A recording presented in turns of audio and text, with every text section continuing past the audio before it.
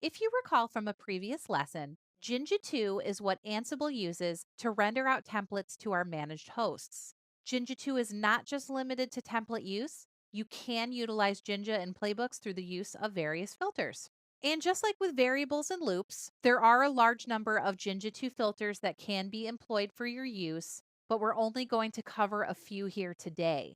If you'd like to see the full list, you can check out jinja.poku.org and search for the list of built in filters. So, first up, we have filters with conditional statements. Just going to open up my filters.yml file.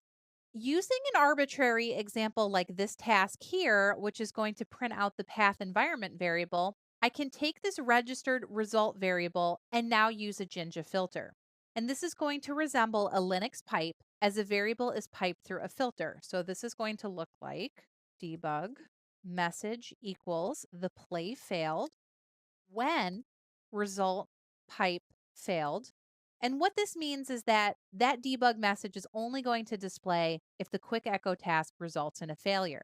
And so going along with this theme, we can also have a debug message display if the play changed, when result pipe changed, if the task succeeds, so when result pipe success. And then lastly, if it skips, when result pipe skipped. Okay, so when I run this playbook, the only debug messages that should display are the changed and the success one. And so we'll see that in a bit. Moving on, the next filter I'm going to demonstrate is the default filter. This allows me to set a default value for a variable if the variable ends up being undefined at runtime.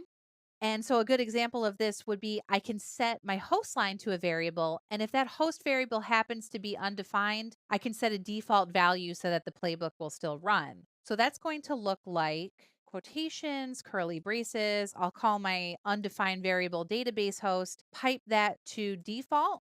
And then inside my parentheses, I'm going to put my actual host or group name, just test server, close my braces, close my quotations. And so when I actually go to run this, it doesn't matter that database host is undefined because I've set a default as a backup. And so it should run the playbook as normal. So the last filter type I'm going to discuss are set theory filters. These allow me to grab unique sets from a series of lists. Here's how it works in action. In my var section, I have two YAML lists specified in shorthand style called cheese and pizza toppings. And I can get information about these lists using set theory filters. So the first one I have is to only get the unique entries from my cheese list. So when I run it, it's going to strip out all duplicates. So what this looks like, debug message equals cheese pipe unique. And so just looking at my var section, you can see I have two instances of cheddar and two instances of mozzarella. And so it would only show each of those once. Now, another set filter that I can use is to get the items that are different from list one to list two. It's not going to show me list two items. It's just going to show me the ones that are different. So I'm going to debug message equals cheese pipe difference. And then in parentheses, pizza underscore toppings, which is my list two name. Close out the braces, close out the quotes. And then the last one that I can do is I can get all unique entries from both lists. Cheese pipe union pizza underscore toppings. And so that's going to give me a complete list. So these types of filters are useful if you're pulling from multiple similar VARs files and then need to compile it into one list and then loop over it for a playbook. There's lots of Jinja 2 filters, so definitely check out the documentation and see what's out there for your use.